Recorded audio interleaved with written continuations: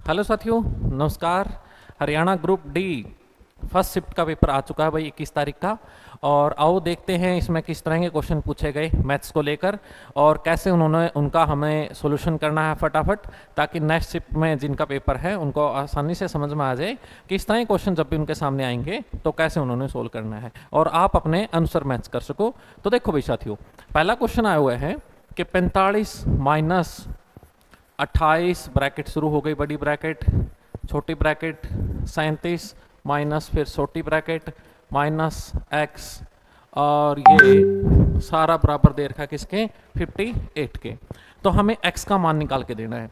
x का मान निकाल के देना है तो देखो ये माइनस का निशान है यहाँ पर, इन दोनों को माइनस का, पहले छोटी ब्रैकेट सोल्व होगी, छोटी ब्रैकेट सोल्व होगी तो क्या बच जाएगा 37, ये माइनस के 15 और ये माइनस माइनस प्लस को हो जाएगा प्लस के x। 37 माइनस में 15 कितना बच गया 22 और ये प्लस के x। लेकिन ये माइनस फिर से इनको माइनस कर देगा तो क्या बचेगा 28 माइनस के 22 और ये भी माइनस का हो जाएगा माइनस के x। तो 28 में से 22 गए कितना बच जाएगा 6 और माइनस के x। अब ये बड़ी ब्रैकेट खुलेगी, बड़ी ब्रैकेट खुलेगी तो यहाँ माइनस का निशान है तो बाहर कितना है 45 माइनस के 6, लेकिन x माइनस का था, माइनस माइनस क्या हो जाएगा प्लस, और किसके बराबर दे रखा है टोटली 58 के। तो ये बच गया 39 प्लस के x बराबर है 58। हमें x का मान निकालना है तो कितना भाई 58 माइनस के 39, और 58 माइनस के 39 तो कितना बच जाएगा 19। कितना हो जाएगा भाई 19। तो इसका जो राइट आंसर है वो कितना हो जाएगा 19 हो जाएगा।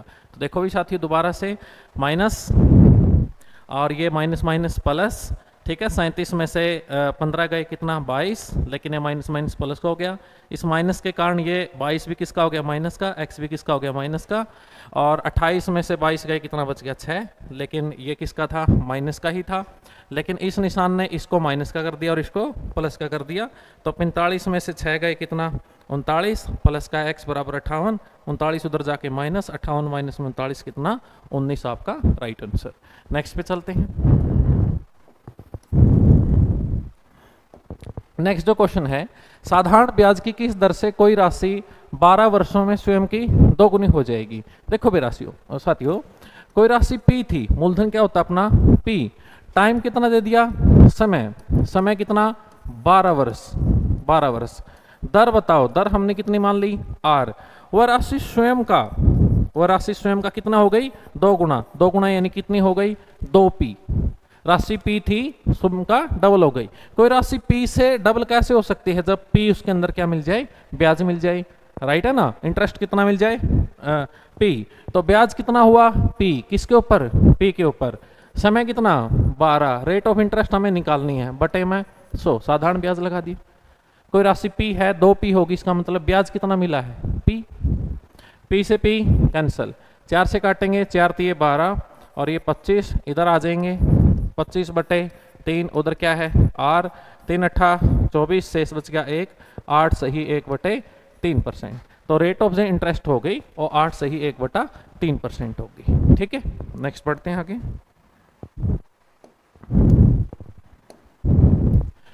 यदि किसी आयत की विकर्ण की लंबाई तथा क्षेत्रफल 25 मीटर तथा 168 वर्ग मीटर है तो आयत की लंबी भुजाई यानी कि लंबाई बताओ, सीधी सी बात कह रहा है। तो क्या कह रहा है भाई, एक विकर्ण, विकर्ण कितना होता है साथियों, किसी भी आयत का जो विकर्ण होता है वो क्या होता है अंडर L स्क्वायर प्लस में B स्क्वायर, लंबाई का स्क्वायर प्लस में चौड़ाई के स्क्वायर का रूट। तो वो कितना दे रखा हमें 25, और उसका क्षेत्रफल, क्षेत्रफल क्या होता है लंबाई गुणा चौड़ाई, लंबाई गुणा चौड़ाई कितना दे रखा है 168, और हमें L की वैल्यू बतानी है। L की वैल्यू बतानी है तो देखो बहुत साइड स्क्वायरिंग कर दें, बहुत साइड स्क्वायरिंग करेंगे तो L स्क्वायर प्लस के B स्क्वायर बराबर कितना 25 का स्क्वायर 625, और LB बराबर है 168। अब हम क्या कर दें L प्लस बी का होल स्क्वायर कर दें, L प्लस बी का होल स्क्वायर करेंगे तो L square plus B square plus के 2LB आएगा। बिल्कुल, L square plus B square कितना 625 और 2LB, इसका डबल करेंगे तो 8 दूनी 16 12 और 1 13, 2 एकम 2 और 1 3, और इनको जोड़ेंगे तो साथियों कितना 11 5 और 1 6 9, कितना 961, और 961 किसका स्क्वायर होता है 961 31 का स्क्वायर होता है।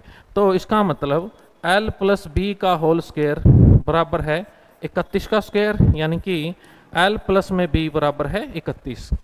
तो साथियों भाई l प्लस में b बराबर है 31 और l इंटू बी 168। तो हमें देखना है l कौन और b कौन। l हमसे पूछ रखा है तो इसमें से देख ले हम, ये सबसे बड़ी भुजा पूछ रखी है तो सबसे पहले क्या उठा लें, 24 ले लें। यदि यहाँ 24 लेते हैं तो सीधी सी बात है, यहाँ कितना बचा 7, 24 प्लस 7 कितना होना चाहिए 31। तो ये बात और पूरी हो जाए तो बात बन जाएगी।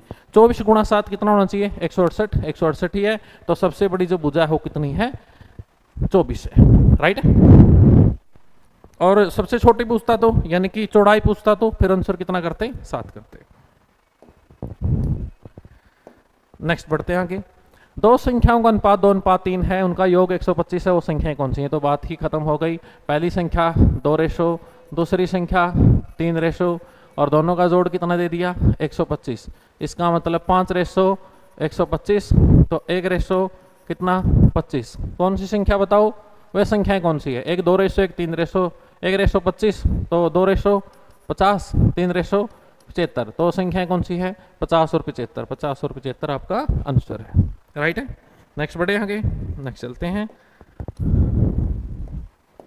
क्वेश्चन है 3 अंकों की सबसे बड़ी संख्या और 4 अंकों की सबसे बड़ी संख्या को भाग देने वाली सबसे बड़ी संख्या। 3 अंकों की सबसे बड़ी संख्या 999, 4 अंकों की सबसे बड़ी संख्या 9999। 999 और 9999 को इनमें से सबसे बड़ा कौन भाग दे रहा है 9। इनको 9 आराम से भाग देगा। ये तो बिल्कुल ही आसान हा क्वेश्चन कर दिया। दो संख्या का एचसीएफ 28 है, उनका एलसीएम 336 है, एक संख्या 112 है, तो दूसरी संख्या बताओ। तो मैंने बताया था साथियों भाई, जैसे कि आपको ध्यान है या सबको भी पता है, इस छोटी ही बात है ये। तो पहली संख्या गुणा में दूसरी संख्या बराबर क्या होता है उनका एचसीएफ गुणा में एलसीएम। तो पहली संख्या कितनी है भाई 112, दूसरी हमें बतानी है एचसीएफ दे रखा है 28, एलसीएम दे रखा है 336। तो दूसरी संख्या 28 गुणा में 336 बटा 112। तो 28 इसको काट देगा 4 पे और ये 4 8 32 बच गया 1 चौक 16। तो संख्या कौन सी है 84 है आपका आंसर। ठीक है, नेक्स्ट आगे बढ़ते हैं। एक बेलन की त्रिज्या की ऊंचाई 5 सेंटीमीटर अधिक है। एक बेलन की त्रिज्या उसकी ऊंचाई से, यानी कि ऊंचाई से, ऊंचाई यदि h है तो जो उसकी रेडियस है वो कितनी है h + 5 है। ठीक है, ये 5 सेंटीमीटर अधिक है। यदि h सेंटीमीटर है तो रेडियस s प्लस में 5 सेंटीमीटर है। यदि बेलन का वक्र पृष्ठ क्षेत्रफल, बेलन का वक्र पृष्ठ क्षेत्रफल होता है 2πr/h, कवर्ड सरफेस एरिया, कितना दे रखा है 792। तो उसका आयतन बताओ, उसकी वॉल्यूम बताओ।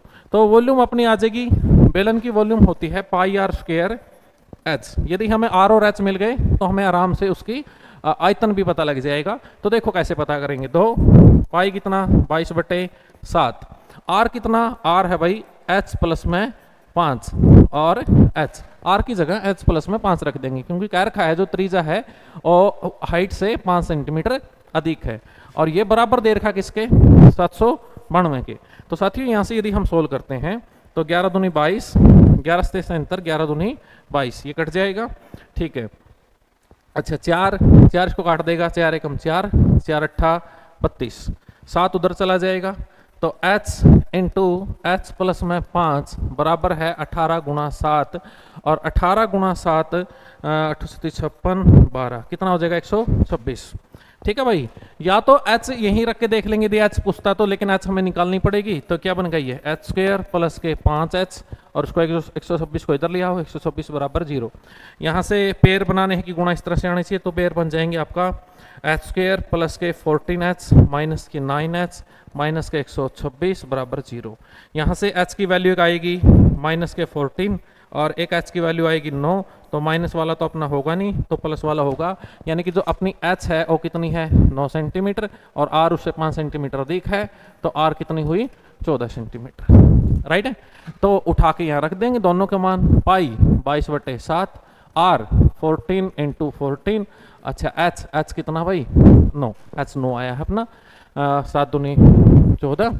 ठीक है, अच्छा 22 गुणा 28 गुणा 9, ये इनकी गुणा हमें करनी पड़ेगी, इनकी गुणा हमें करनी पड़ेगी। तो देखो भी साथियों फिर कितना आया 28 दूनी 56, 28 दूनी 56 और 5 61।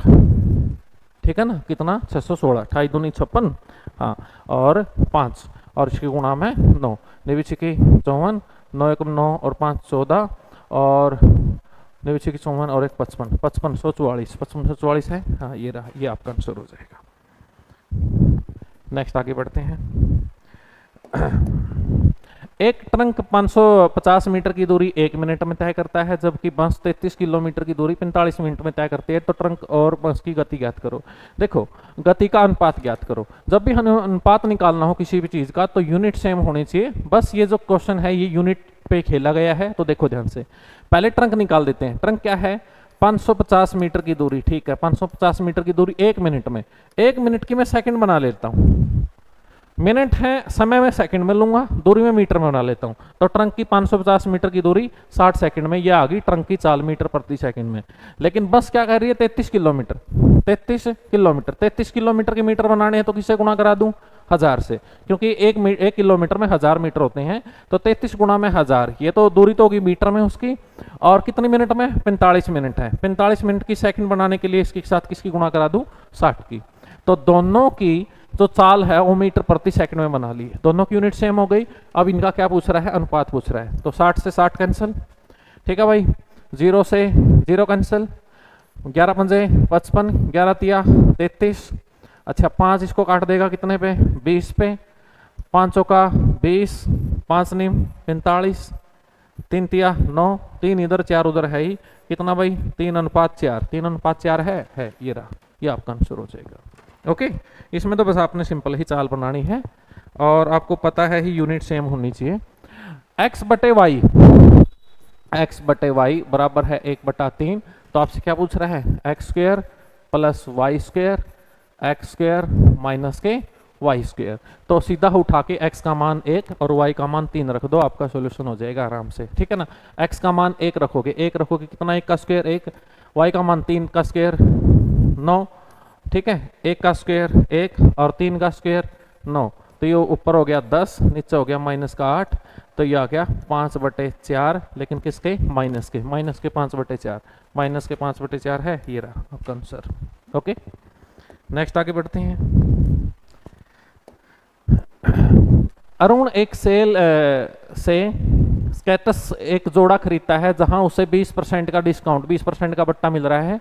यदि उसने 1600 रुपये दिए तो निम्न में से उस स्केटस का एक जोड़े अंकित मूल्य क्या है? देखो भाई साथियों, सीधी सी बात है, 20% का डिस्काउंट दिया, 20% का डिस्काउंट दिया है तो अंकित मूल्य, जिसको हम MRP या MPP बोलते हैं, 20% का डिस्काउंट दे दिया तो खुद के 80% पे बिका है। और 80% पे बिक के कितने का बिका है? 1600 का।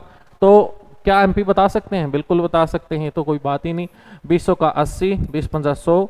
अच्छा, 400 काट देगा, चौकी चौकी 16, 400 पे, 5 उधर गुणा में जाएगा। तो एमपी 500 का 20 कितना भाई? 2000 पी। नॉर्मल सा क्वेश्चन था, कितना? 2000। पहले प्रकार के चावल का मूल्य है 15 रुपए प्रति किलोग्राम, जबकि दूसरे प्रकार के चावल का मूल्य 20 रुपए प्रति किलोग्राम है। पहले प्रकार जो चावल है 15 रुपए और दूसरे प्रकार के जो चावल है उनका कितना? 20 रुपए। तो यदि दोनों प्रकार के चावल को 2:3 के अनुपात में मिलाया जाए तो मिश्रण का मूल्य बताइए। अब देखो, जब एलिगेशन में आप निकालते हो तो लास्ट का अनुपात निकलता है ना, वो अनुपात आपको दे रखा है। इस क्वेश्चन को निकालने के दोनों तरीके हैं। आपसे मिश्रण का रेट पूछ रहा है, यानी कि मिश्रण का रेट ऐसा होगा जब एलिगेशन लगाओगे तो 2:3 आना चाहिए। तो जैसे कि यदि मैं देखूँ ये रखूंगा तो 19.5, तो यहाँ 0.5 बनेगा, यहाँ 4.5, 3.5 कुछ बनेगा, तो 2:3 नहीं बन सकता। दूसरा कितना आ गया? 18। यदि 18 रखते हैं तो ये अंतर 2 और ये अंतर 3 बन गई बात। तो मिश्रण का रेट कितना है? 18। एक तो रास्ता ये है। एक और है कि क्या अनुपात बना? 2:3। पहला बना 2, दूसरा बना 3, तो फिर टोटल मिश्रण कितना हो गया? 5। पहले मिश्रण का रेट कितना था? 15, इसके साथ इसकी गुणा करा दो। दूसरे मिश्रण का रेट कितना था? 20, इसके साथ इसकी गुणा करा दो। पूरे मिश्रण का बताना है रेट क्या है, हमें नहीं पता, गुणा क्या कर ली? R। तो 15 दूनी 30, 20 तिया 60 बराबर है 5R। ये कितना हो गया? 90। 90 बराबर 5R। तो R का मान कितना आया? 18। तो पूरे मिश्रण को किस रेट पे? 18 के रेट पे। ठीक है, नेक्स्ट बढ़ते हैं आगे। सिंपल है क्वेश्चन है। अच्छा भाई, 17 गेंदों को 720 रुपए में बेचने पर 5 गेंदों के क्रय मूल्य के बराबर हानि होती है। देखो भी साथियों, 17 गेंदों को, इस क्वेश्चन में थोड़ा हदम है, बाकी को देखते हो, बाकी तो न के बराबर क्वेश्चन है। ये क्वेश्चन देखो, 17 गेंदों को 720 रुपए में बेचने पर 5 गेंदों के क्रय मूल्य के बराबर क्या होती है, हानि होती है। तो एक गेंद का क्रय मूल्य ज्ञात कीजिए। पहले तो बात है कितनी गेंदें बेची गई, 17। बाद में निकलेगा कितनी गेंदें बेची गई, 17, और क्या हुई, हानि हुई। तो हानि क्या होगी, 17 गेंदों का क्रय मूल्य माइनस में 17 गेंदों का विक्रय मूल्य। 17 गेंदों का क्रय मूल्य माइनस में 17 गेंदों का विक्रय मूल्य, हानि। और हानि किसके बराबर हुई है, 5 गेंदों के क्रय मूल्य के, यानी कि 5 गेंदों के सीपी के। किसके बराबर भाई, 5 गेंदों के सीपी के। तो अब करना क्या है आपने, सीपी एसपी एक तरफ कर लो, कितना हो गया 12 सीपी, और ये 17 एसपी उधर चला जाएगा 17 एसपी।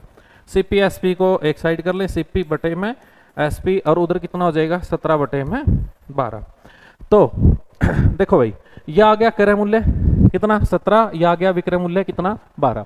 क्या बोला, 17 गेंदों को 720 रुपए में बेचा गया, तो विक्रय मूल्य कितना आया 12, यानी कि 12 यूनिट का मान कितना दे रखा है 720 रुपए। 12 यूनिट बराबर है 720 रुपए। तो एक यूनिट 720 बटे में 12 कितनी भाई 60 रुपए। इस क्वेश्चन की एक यूनिट कितनी 60 रुपए। तो ये तो था बेचना, यदि 12 यूनिट 720 के बराबर है तो एक यूनिट 60 के बराबर है, तो खरीद तो ये है ना। तो 17 यूनिट किसके बराबर हुई, 17 गुणा में 60, 17 गुणा में 60। यदि उन गेंदों को 720 रुपए में बेचा गया है तो सीधी सी बात है उन गेंदों को 17 गुणा 60 रुपए में खरीदा गया है। ये आ गई खरीद। आपको इसका मान दे रखा था, इसका मान आपने निकाल लिया। तो 17 गेंदों का विक्रय मूल्य है 720, तो 17 गेंदों का क्रय मूल्य है 17 गुणा में 60। क्या कह रहा है, एक गेंद का क्रय मूल्य बताओ। 17 गेंदों का क्रय मूल्य 17 गुणा 60 है, तो एक का कितना होगा बटे में 17, कितना भाई 60 रुपए। आपका आंसर। नेक्स्ट ले आएंगे, एक बेलन की त्रिज्या उसकी ऊंचाई, ये तो क्वेश्चन दोबारा आ गया, हो चुका अपना, आगे बढ़ते हैं। हाँ, ए तथा बी क्रमशः 22,500 तथा 35,000 रुपए निवेश करके एक व्यापार आरंभ किया और एंड पे 17,600 रुपए लाभ मिला। बी का हिस्सा बताओ।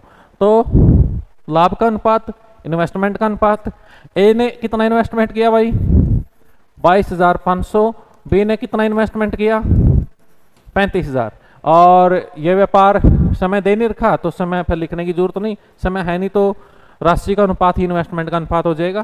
2 0 से 2 0 कैंसिल, 5 का 20, 5 5 25, 5 7 35, 5 पे काटेंगे 9 और ये हो जाएगा 14। तो दोनों के इन्वेस्टमेंट का अनुपात 9 अनुपात में 14 है, और इसी में लाभ बंटना है। लाभ कितना है भाई 27,600। किसका हिस्सा बताना है, बी का। बी का हिस्सा बताना है तो गुणा में 14 बटे में टोटल, टोटल कितना 23। तो 23 से कम 23 बच गया 4, 23 दूनी 46, 0 0 0, 14 दूनी 28, 14 कम 14 और 2 16, कितना 16,800, 16,800 ये रहा आपका। ये क्वेश्चन हो गया भाई। तो साथियों भाई ये थे आपके पहली शिफ्ट में आए हुए मैथ्स के क्वेश्चन जो कि बड़े इजी से हैं, और यदि आप नोबल एकेडमी नरवाना के स्टूडेंट हैं आपको सारे के सारे क्वेश्चन देखने को मिल गए होंगे, राइट है ना। एक एक क्वेश्चन आपकी कॉपी में जता हुआ है। ये क्वेश्चन कुछ नहीं, पहली 3 टाइप से आए हुए क्वेश्चन हैं।